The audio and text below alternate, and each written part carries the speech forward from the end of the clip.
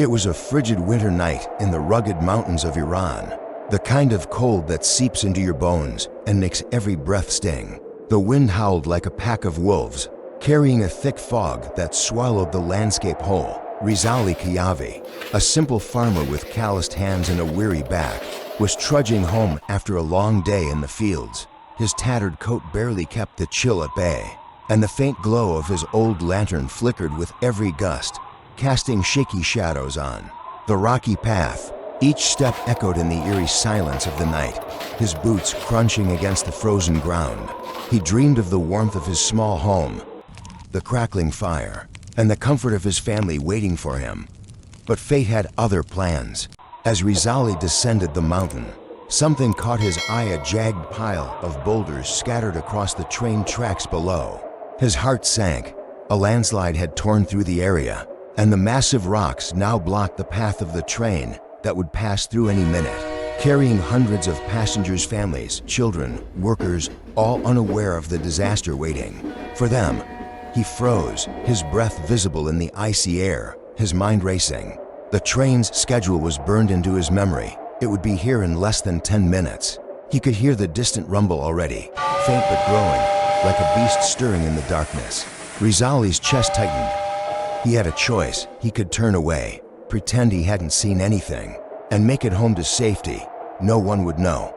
He could be warm, safe, alive. But the thought of those passengers, mothers holding their children, fathers returning from a long day, young dreamers heading to the city, gnawed at him. He couldn't live with himself if he walked away. In that split second, he made a decision that would change everything. Without hesitation, Rizali tore off his old woolen coat, the only thing keeping him warm in the biting cold.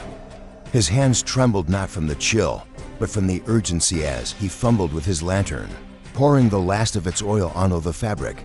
He struck a match, and the coat burst into flames, a blazing red beacon in the suffocating darkness. He sprinted toward the tracks, his lungs burning as he gasped in the freezing air. The fiery coat held high in his hands. "Stop, stop," he shouted, his voice raw and desperate, swallowed by the wind. He waved the burning coat frantically, the flames licking at his fingers, his silhouette a lone figure against the foggy abyss. The train's headlights pierced through the mist, growing brighter. Closer, the screech of its wheels deafening as it barreled forward. Rizali's heart pounded. He was running out of time. The ground beneath him shook as the train approached, its iron mass unstoppable. But then, the locomotive driver spotted the flickering red light through the fog, a signal of danger. His eyes widened, and he slammed on the brakes. Sparks flew from the wheels.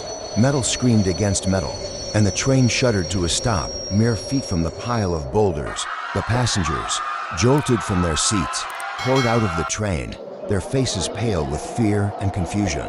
They gathered around the tracks, staring in horror at the massive rocks that would have derailed their journey and their lives. Whispers spread through the crowd as they realized the gravity of what had just happened. A woman clutched her child tighter, tears in her eyes.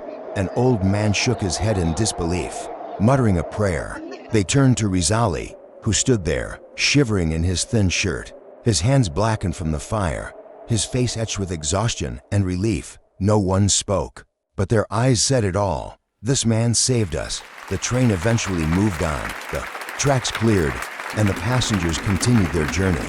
But that night left an indelible mark on history.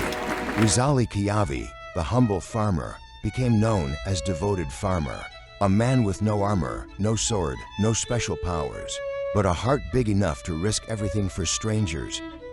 His story spread far and wide, a testament to the kind of courage that doesn't need a battlefield to shine. Heroes don't always wield weapons or wear capes. Sometimes they carry nothing but a lantern and a decision that changes the world.